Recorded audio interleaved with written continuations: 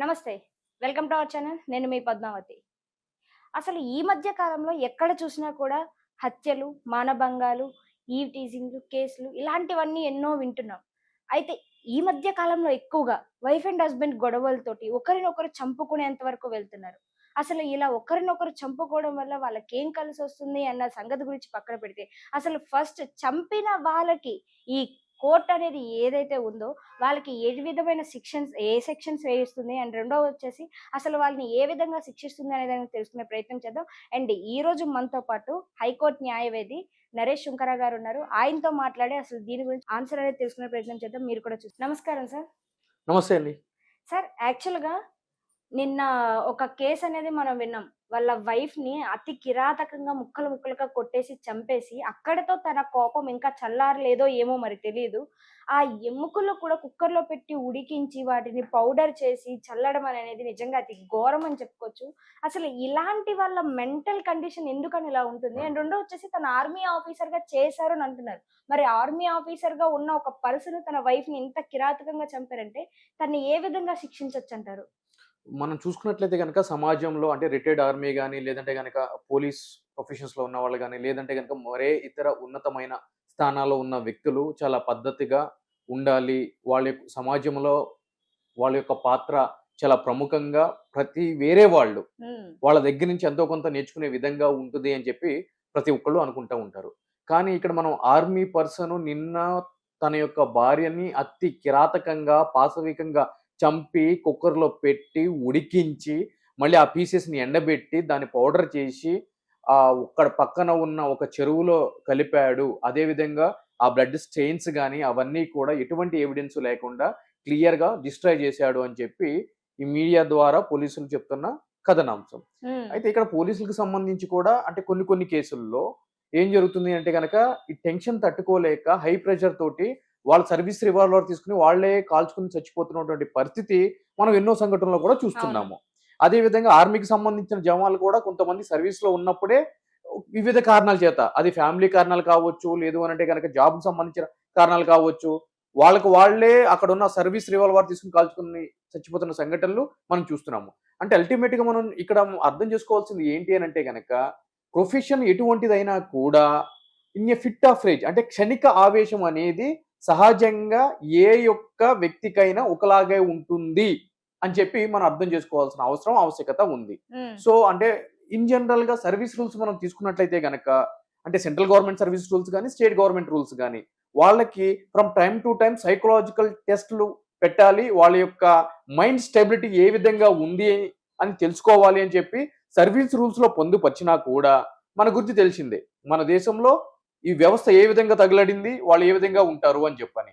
ఆత్మరక్షణ కోసము ఒక వ్యక్తి నాకు గన్ కావాలి, నాకు ప్రాణహాని ఉంది శత్రువులతోటి అని చెప్పి అడిగినప్పుడు, ఇతనికి ఇస్తే గన్ను తన యొక్క మానసిక స్థితి సరిగ్గా బాగోలేదు అని చెప్పి ఎవరైతే గనక పోలీస్ అధికారి రాసి రిపోర్ట్ పంపిస్తాడో, అతని యొక్క మానసిక స్థితే సరిగ్గా లేనటువంటి ఈ రోజుల్లో అతను రిపోర్ట్ రాసి పంపిస్తా ఉంటాడు.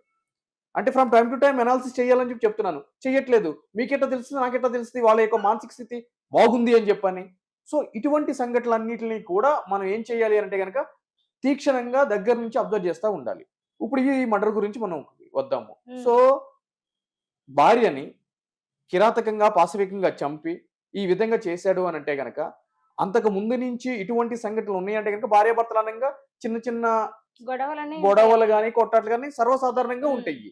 కానీ ఇంత క్రూరాతి క్రూరంగా చేసేటువంటి పరిస్థితి ఉందా అనంటే గనక దానికి 2 కారణాలు కూడా వినిపిస్తున్నాయి. అంటే హ్మ్. అయి ఓన్లీ కూడా ఊహాగానాలు మాత్రమే. ఏమంటారవి? అది ఏంటి అనంటే గనక ఆ రోజు సినిమాకి వెళ్లి అంటే 16 తారీఖు, 17 తారీఖు జనవరి రోజు సినిమాకెళ్లి వచ్చే క్రమంలో వాళ్ళ యొక్క పిల్లల్ని అత్తగారింటి దగ్గర దింపేసి వైఫ్ అండ్ హస్బెండ్ ఇంటికొచ్చిన తర్వాత ఒక విషయం మీద గొడవ పడినప్పుడు భార్య మంగళసూత్రం తెంచి అతని మీద కొట్టింది అనేది ఒక సారాంశం. హ్మ్. సో, ఆ విధంగా చేసినప్పుడు ఏం జరుగుతుందంటే సహజంగా ఈ యొక్క భారతీయ సంస్కృతికి, సాంప్రదాయాలకి, వివాహ బంధానికి, తాళిబొట్టుకి కట్టుబడి విలువలకు తావిచ్చే వ్యక్తులకి ఏం జరుగుతుంది అనంటే గనక భయంకరమైన కోపము రావచ్చు. అయితే ఆ కోపము ఈ కట్టలు తెంచుకొని ఇంతటి క్రూరంగా తయారవుతుందా అనంటే గనక అది పోలీస్ ఇన్వెస్టిగేషన్ లో తేలాల్సిన విషయము. ఉమ్. అంటే ఆ ఒక్క విషయానికే ఇంత జరిగిందా అని చెప్పాను. సార్ ఇక్కడ నాదొక డౌట్. ఒకవేళ నిజంగా తను కోపంతోనే కొట్టాడు, చంపాడని అనుకుందాం. ఒకవేళ కోపంతో చేసిన మనిషి పర్సన్‌కైనా సరే కోపం వస్తే అది మినిమమ్ ఒక 9 సెకండ్స్‌లో పోతుంది అని సైకాలజిస్టులు చెప్తున్నారు. ఒకవేళ ఒక 9 సెకండ్స్ కాకపోయినా పోనీ ఒక 10 మినిట్స్. ఒక మనిషిని చంపిన తర్వాత కూడా ఆ మనిషిని ముక్కలు చేసి, వాళ్ళని ఉడికించి, మళ్ళీ పౌడర్ చేసి, వాటర్‌లో కలిపేంత వరకు ఇదే కోపం తనకి ఇదే రేంజ్‌లో అలాగ ఉంటుందంటారా? లేకుంటే హత్య చేసిన తర్వాత ఎవిడెన్సెస్ దొరకకూడదు అనే ఒక నేపథ్యంలో తనకున్న ఆర్మీ మైండ్ సెట్ ఏదైతే ఉందో దాన్ని ఉపయోగించి ఇలా చేశారంటారా? అసలు మీ ఒపీనియన్ ఏంటి అతని మీద? ఇప్పుడు కోపం వస్తే 9 సెకండ్స్ వస్తది, 1 మినిట్ వస్తది, 5 మినిట్స్ వస్తది, 10 మినిట్స్ వస్తది అని చెప్పని హ్మ్. అది మనిషి యొక్క వ్యక్తిత్వాన్ని బట్టి, మనిషి యొక్క పర్సనాలిటీని బట్టి ఉంటదమ్మా. ఓకే. అవును. ఒక వ్యక్తికి అవతల వ్యక్తి మీద కోపం వచ్చినప్పుడు అవతల వ్యక్తిని చెప్పేంత వరకు కూడా ఆ కోపం మనసులోంచి పోదు. హ్మ్. అది 10 సంవత్సరాలు కావచ్చు, 10 రోజులు కావచ్చు, లేదు అంటే గనుక 20 సంవత్సరాలు కావచ్చు. ఒక వ్యక్తి ఇంకొక వ్యక్తిని చంపాలన్నా, కొట్టాలన్నా, లేదు అనంటే గనక మరే ఇతర విధంగా కూడా తన యొక్క పగ తీర్చుకోవాలనుకున్నా కూడా హ్మ్. అతని మీద ఆ విధంగానే ఉంటది. ఇటువంటి సంఘటనలు కోకొల్లలుగా మనం చూసాము. అయితే ఇక్కడ మనం చూసినట్లయితే గనక ఈ కేసుని అక్కడ భార్యను చంపిన తర్వాత కోపంలోనే చంపుంటాడు. చంపిన తర్వాత ఆల్రెడీ ఆర్మీలో పనిచేసి ఉన్నాడు గాబట్టి హ్మ్. దానికి సంబంధించి అంటే ఆ అమ్యునిషన్ తోటి, ఆర్మ్స్ తోటి ఆయన వర్క్ జేసి ఉన్నాడు. ఇప్పుడు కూడా డీఆర్‌డీఓలో సెక్యూరిటీ కింద విధులు నిర్వహిస్తున్నాడు అని చెప్పి మనకి టీవీల ద్వారా అవును. వినిపిస్తుంది ఈ కథనము. కాబట్టి ఆబ్వియస్‌లీ ఆ ఫీల్డ్స్ నుంచి ఉన్నాడు గాబట్టి, ఆ యొక్క మైండ్ సెట్ ఉపయోగించి జరగరాని తప్పు జరిగిపోయింది. సో, నేను తప్పు చేసేసాను. అట్‌లీస్ట్ ఇప్పుడేం జేయాలి? వివేకం వచ్చింది. ఆవేశం కనుమరుగైపోయి వివేకం అనేది ఆ ఫ్యాక్ట్ ఆఫ్ సెకండ్స్ తర్వాత వివేకం వచ్చి ఎవిడెన్స్ లేకుండా డిస్ట్రాయ్ చేయాలి. హ్మ్. అంటే ఇక్కడ కొద్దిగా ఇక్కడ ఏం జరుగుతుంది అనంటే గనక, ఇక్కడ ఆర్మీ బ్యాక్‌గ్రౌండ్‌తో పాటు ప్యూర్ క్రిమినల్ లీగల్ బ్యాక్‌గ్రౌండ్ కూడా కనబడుతుంది. ఎందుకు అనంటే గనక, ఇటువంటి నేరాలు జరిగినప్పుడు ఇంట్లో ఎవరున్నారు? అతను, ఆమె మాత్రమే ఉన్నారు. బయటోళ్ళు ఎవరు లేరు. There is no direct eyewitness. ఇవన్నీ కూడా సర్కమ్‌స్టెన్షియల్ విట్‌నెసెస్ మాత్రమే. అంటే ఒక మిస్సింగ్ కేస్ పెట్టారు.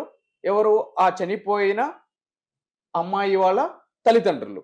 సో, దాన్ని బేస్ చేసుకొని ఆ టైంలో ఈయనే ఉన్నాడు గాబట్టి, ఈయన మీద అనుమానంతోటి ఈయన ఇంట్రాగేట్ జేస్తే ఈయన కన్ఫెషన్ రిపోర్ట్ ఇచ్చాడు. అంటే ఏంటి? అవును నేనే చంపాను, పీసులు చేశాను, కుక్కర్‌లో పెట్టాను, ఎండబెట్టాను, పౌడర్ చేశాను, కలిపాను అని జెప్పాను. అయితే మన భారత రాజ్యాంగం ఏం చెప్తుంది అనంటే గనక, కన్ఫెషన్ స్టేట్‌మెంట్‌కి ఎటువంటి ప్రాతిపదిక ఉండదు. దాన్ని కన్సిడరేషన్ తీసుకోకూడదు క్రిమినల్ కేసుల్లో అని చెప్పి చెప్తుంది. సో, అటువంటప్పుడు రేపొద్దున కోర్ట్‌లో అతను చెప్పిన దాన్ని అతనికి వ్యతిరేకంగా సాక్ష్యంగా ఉపయోగిస్తాను అనంటే గనక కుదరదు. సో, ఈ కేసంతా దేని మీదుంది? Circumstantial evidence మీదుంది. అంటే అతనితో ఎవరున్నారు? సో, ఆ టైంలో సీడీఆర్ ఇతనే ఉన్నాడు. అవును కరెక్ట్ నేనే ఉన్నాను. ఉన్నాడు అని అన్నప్పుడు ఈ క్రిమినల్ కేసుల్లో ఎవిడెన్స్ అనేది చాలా ఇంపార్టెంట్. ఆ ఎవిడెన్స్‌కి సంబంధించి ఎవిడెన్స్ యాక్ట్‌లో సెక్షన్ 106 అని చెప్పని అంటుంది. ఆ 106 ఏం చెప్తుంది అనంటే గనక నీకు కొన్ని ప్రత్యేకమైన పరిస్థితిలో నీ మీద ఒక అభియోగం మోపబడినప్పుడు, హ్మ్. ఆ అభియోగాన్ని తప్పు అని చెప్పి నిరూపించుకోవాల్సిన బాధ్యత నీ మీదే ఉంది అని చెప్పి ఆ చట్టం చెప్తుంది. అంటే ఇక్కడ ఏం జరిగింది? ఇతనే హత్య చేశాడు అని చెప్పి పోలీసు వాళ్ళు కేసు రిజిస్టర్ చేశారు.